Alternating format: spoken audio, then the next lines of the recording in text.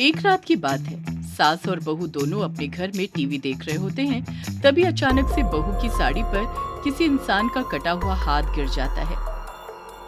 हे भगवान, बचाओ बचाओ! ये मम्मी डर गई, मम्मी डर गई। ये तो नकली हाथ है। बहू डर गई, बहू डर गई। अच्छा रुको, अभी बहू सास के ऊपर एक नकली छिपकली फेंक देती है। बचाओ बचाओ! राम राम राम राम! हे प्रभु, हे प्रभु! क्यों डर गई ना? तभी अचानक से घर का दरवाजा जोर जोर से बजने लगता है। अरे इतनी रात को कौन हो सकता है? लगता है समीर होगा। नहीं, ये तो आज ऑफिस में ही रुकने वाले थे। फिर कौन हो सकता है? दरवाजा बहुत तेज तेज बजने लग जाता है। नहीं मम्मी, दरवाजा मत खोलना। ऐसे ही आजकल चोर और डाकू घर में घुस जाते हैं। और देखो अभी ये पापा की आवाज में बोलना शुरू कर देगा। अब क्या करें माँ जी? रुक, मैं देखती हूँ। सास अपने साथ एक झाड़ू लेकर जाती है और दरवाजा खोलते ही मारने लग जाती है। अरे माँ, माँ ये क्या कर रही हो? अरे माँ छोड़ो, माँ। अरे बेटा तू है? हाँ तो और कौन होगा? सॉरी सॉरी बेटा, गलती से मिस्टेक हो गई। चलिए आप लोग जल्दी से सामान पैक कर लीजिए, हमें निकलना होगा। क्यों जी, हम ये घर छोड़कर क्यों जा रहे हैं? आपने घर गिरवी रख दिया क्या? अरे पागल औरत, मुझे किसी ऑफिस के काम से एक दूसरे शहर भेजा जा रहा है और आप लोग भी चल सकते हैं मेरे साथ, तो फुल फैमिली की टिकट्स है। पूरा परिवार एक कॉटेज में रुकता है। अरे ये तो ग्रैनी का कॉटेज लग रहा है। चुप कर, बस सारा दिन ग्रैनी ग्रैनी खेलता रहता है। सब लोग कॉटेज में रहने चले जाते हैं। बाहर बहुत तेज बारिश आ रही होती है।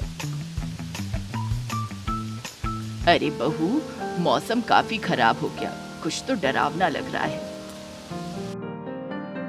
बहू किचन में खाना बनाने जाती है, तभी उसके पीछे कोई बुढ़िया चाकू लेकर खड़ी होती है। बहू की नजर उस पर जाती है और बहू डर जाती है। अरे बेवकूफ, मैं हूँ, तुझे ये चाकू देने आई थी। क्या माँ जी, आपने डरा ही दिया। सब लोग सो रहे होते हैं कि तभी बहू के कमरे में अलमारी के अंदर से कोई आवाज आने लगती है। अरे ये आवाज कैसी आ रही है? तभी एक बूढ़ी औरत हाथ में चाकू लिए अलमारी से बाहर भाग जाती है। अरे वो कौन थी? क्या हुआ? जी मैंने अभी अभी किसी बूढ़ी औरत को हाथ में चाकू लेकर बाहर भागते हुए देखा। अरे मेरी जान, तुमने कोई बुरा सपना देखा होगा। आओ मेरे पास आकर सो जाओ। बहू बहुत डर गई होती है। चिंटू की आधी रात में नींद खुलती है तो वो देखता है कि उसकी दादी किसी और बूढ़ी औरत के साथ बातें कर रही होती है। वो अपने मम्मी पापा के रूम में भागता है। मम्मी पापा उठिए, मेरे रूम में ग्रैनी है। मतलब? चिंटू अपने मम्मी पापा को पूरी बात बताता है। सब लोग दादी के कमरे में जाते हैं। वो किसी से बात कर रही होती है। मम्मी, आप किससे बात कर रही हो? अरे दिखता नहीं है, वो बहन जी भी इस घर में रहती हैं। जरा उन्हीं से गप्पे शप्पे लड़ा रही थी। अरे मम्मी, वो ग्रैनी की भूतनी है। ये घर काफी सालों से वीरान पड़ा है। एक्सक्यूज मी बहन जी, भागो! सब लोग भागकर गाड़ी में बैठ जाते हैं। ग्रैनी भी उनके पीछे पीछे दौड़ती है। समीर अपनी गाड़ी को जल्दी से भगाता है। समीर अपने परिवार को लेकर अपने घर पहुंच जाता है। ये मिशन सक्सेसफुल हो गया। तभी दरवाजे पर एक बेल बजती है। दरवाजा धीरे धीरे खुलने लगता है। ये यहाँ भी आ गई। तभी दूध वाली कहती है, अरे का हुई गवा बचवा, आज दूध नहीं चाहिए का? गुनगुन अपनी सास मीनाक्षी के साथ भोलानगर नाम के एक पिछड़े हुए गांव में रहती थी। वो दोनों दिन भर बस नौटंकी और टाइम पास करती रहती थी। पति काम पर गए नहीं कि दोनों सास बहू नाच गाना शुरू कर देती। छत पे सोया था बहनोई, छत पे सोया था बहनोई, मैं तन्ने समझ के सो गई। मुझको राणा जी माफ करना, गलती मारे से हो गई।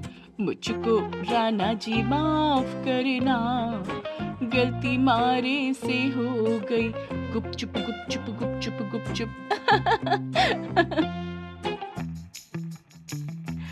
बहू, तू तो एकदम अंगार है।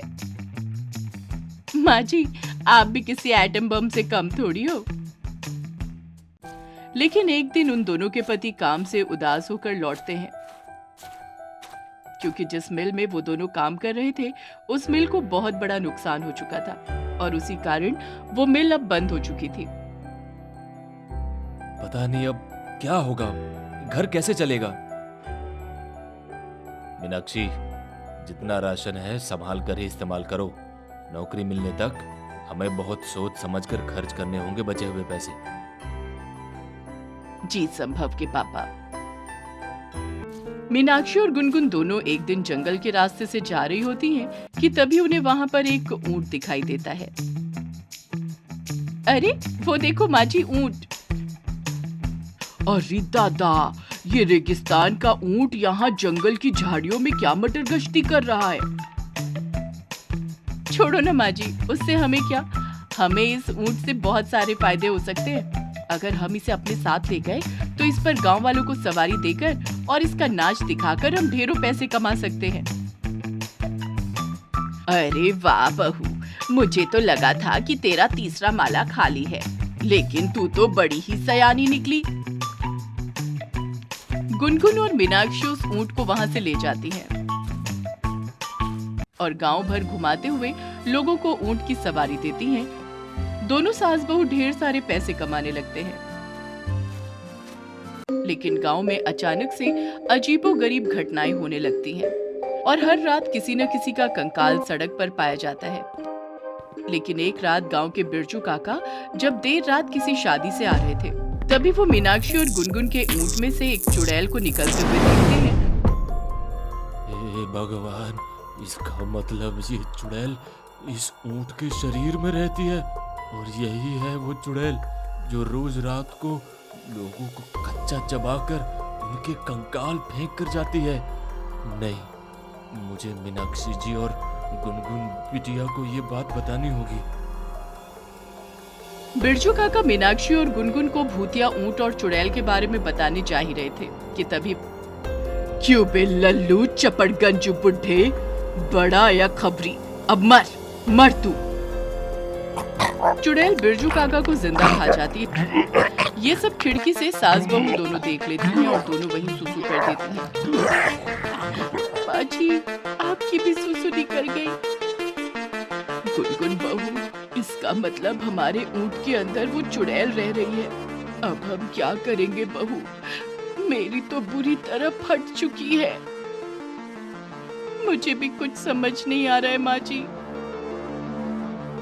जब गुनगुन और मीनाक्षी संभव और प्रेमलाल को ये सारा कांड बताती हैं, तभी वो दोनों उसे एक आइडिया देते हैं और उस आइडिया के मुताबिक दोनों सास बहू हिम्मत जुटाते हुए ऊंट को एक तालाब के पास ले जाती हैं।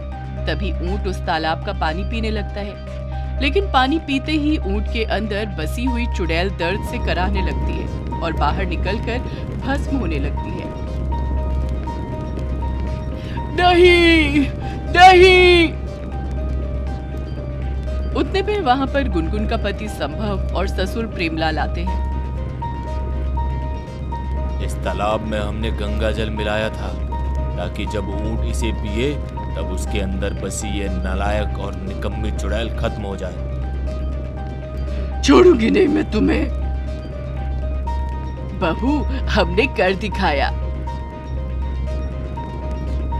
जीत गए रे, जीत गए, हम ये बाजी जीत गए। चुड़ैल को उल्लू बना दिया, हमने ऊंट को बचा लिया। चुड़ैल भस्म होकर मिट्टी में तब्दील हो जाती है